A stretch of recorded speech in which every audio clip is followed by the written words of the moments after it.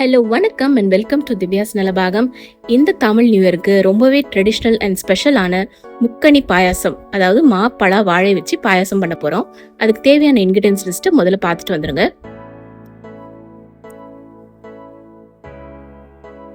முதல்ல இதுக்கு ஒரு ப்ரெஷர் குக்கரில் ஒரு 2 டீஸ்பூன் நெய் விட்டுக்கலாம்.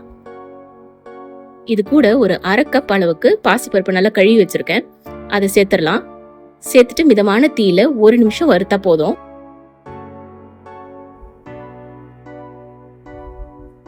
இதோட இப்போ ஒரு 1/2 கப் மாம்பழம் தோலெல்லாம் சீவிட்டு போட்டுக்கோங்க. ஒரு 1/2 கப் பலாப்பழம், ஒரு 1/2 கப் வாழைப்பழம்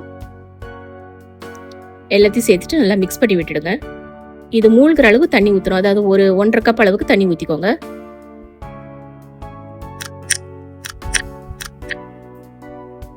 மூடி போட்டுடலாம். இப்போ இது ஒரு 4 விசில் வரட்டும். விசில் வந்ததும் அடுப்பு ஆஃப் பண்ணிடுங்க. ப்ரெஷர் தானா அடங்கட்டும்.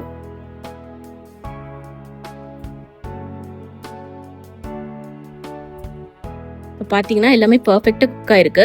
இதை இப்போ லைட்டாக மேஷ் பண்ணி விட்டுக்கோங்க. இப்போ மறுபடியும் அடுப்பு ஆன் பண்ணிக்கலாம். இப்போ இதில் ஒரு 3/4 கப் பொடிச்ச வெல்லத்தை சேர்த்துருக்கேன். எல்லாத்தையும் நல்லா மிக்ஸ் பண்ணிடுங்க. இதை இப்போ ஒரு 5 நிமிஷம் கொதிக்க விடுங்க. கொஞ்ச நேரத்தில் கெட்டி பட்டுரும். இந்த கன்சிஸ்டன்சி வந்த பிறகு ஒரு 1/4 டீஸ்பூன் ஏலக்காய் தூள் சேர்த்துக்கலாம். கொஞ்சமாக சாஃப்ரான் குங்குமப்பூ சேர்த்துக்கோங்க. இது கூடவே திக்கான தேங்காய் பால் 1 கப் அளவுக்கு சேர்க்குறேன். சேர்த்துட்டு இது நல்லா கைவிடாமல் கிளறி விட்டுடுங்க. ஒரு 1 நிமிஷம் கொதிச்சா போதும். இது கூடவே நெய்யில் முந்திரி திராட்சை வறுத்து அதையும் சேர்த்துருங்க. எல்லாத்தையும் நல்லா கலந்து விட்டுட்டு அடுப்பு ஆஃப் பண்ணிடுங்க. அவ்வளோதாங்க, ரொம்பவே ட்ரெடிஷ்னல் அண்ட் டெலிஷியஸான முக்கணி பாயாசம் ரெடி. எப்படி இருக்குன்னு செஞ்சு பார்த்துட்டு உங்கள் வியூஸை கமெண்ட்ஸில் சொல்லுங்கள். தேங்க்யூ ஃபார் வாட்சிங்.